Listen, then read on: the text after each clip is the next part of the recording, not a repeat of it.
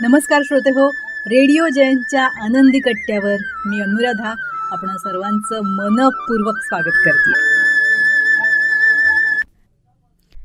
श्रोते हो, कधी कधी आपल्या एखाद्या छोट्याशा कृतीतून दुसऱ्याला आनंद मिळत असेल तर ती कृती खूप मोठी होते असं म्हणतात. अशाच आशयाचा आहे आजचा आनंदी कट्टा.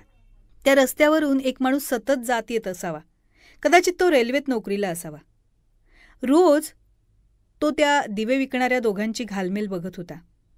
दिवाळीचे दिवस होते तरी पण पावसाची रिपरिप सुरूच होती. संध्याकाळी दिवे लागणीची वेळ झाली. धनत्रयोदशीचा दिवस होता. अचानक तो थांबला आणि त्यानं विचारलं त्या म्हातारीला, कसे दिलेत दिवे? तिचं लक्षच नाही. ती भानावर येते. आजी, पूर्ण टोपलीमधल्या दिव्यांची किंमत सांगा ना.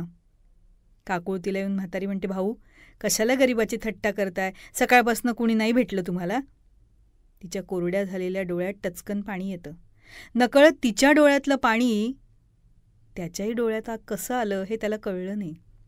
नाही आजी, मी मस्करी नाही करत आहे, खरंच दिवे घ्यायचेत मला. आता तिची नजर आश्वस्त झाली. तिचे डोळे चकाकले आणि तिच्या तरुण मुलाच्या चेहऱ्यावरही तेज आलं. आजीनं हिशोब केला आणि थोडे पैसे कमी करत 1710 रुपये झाले असं सांगितलं. त्या माणसानं पटकन खिशात हात घातला आणि 2000 रुपये काढून तिच्या हातात ठेवले. तिच्या हातात ठेवलेल्या नोटांवर तिच्या डोळ्यातलं पाणी पडलं. तोही गहिवरला. त्या म्हातारीची घरात नवीन आलेली सून रोज वाट बघत होती. आपला नवरा येईल, सासू येईल, पैसे घेऊन येतील, दिवाळीसाठी काहीतरी आपण छोटी मोठी खरेदी करू, फराळ करू. पण अशा परिस्थितीत तिला तोंड कसं दाखवावं? हातात रुपयाही नाही. या चिंतेनं ग्रासलेले ते दोघं मायलेक. पण त्यांच्यासाठी परमेश्वरानं जणू या व्यक्तीच्या रूपात देवच पाठवला होता. परमेश्वर कोणकोणत्या रूपात येऊन जाईल हे सांगता येत नाही. त्या दिवशी एका गरिबाची दिवाळी गोड झाली होती खऱ्या अर्थानं. धनत्रयोदशीच्या दिवशी त्या माणसानं त्या मायलेकांचे सगळे दिवे विकत घेतले आणि रेल्वे कॉलनीतल्या प्रत्येक घरात दिवे वाटले. प्रत्येकाच्या घराघरात त्यानं प्रकाश निर्माण केला.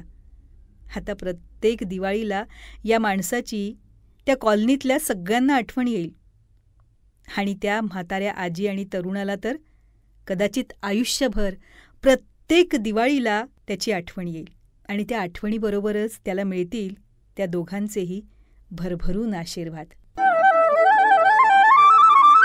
हा होता आनंदी कट्ट्यावरचा आजचा सुंदर विचार. तुम्हाला तो कसा वाटला याविषयीची तुमची कमेंट बॉक्समध्ये नक्की लिहा. आणि त्याचबरोबर रेडिओ जयंतचे दर्जेदार कार्यक्रम ऐकण्यासाठी रेडिओ जयंत लाईक करा, शेअर करा आणि सबस्क्राईब करा.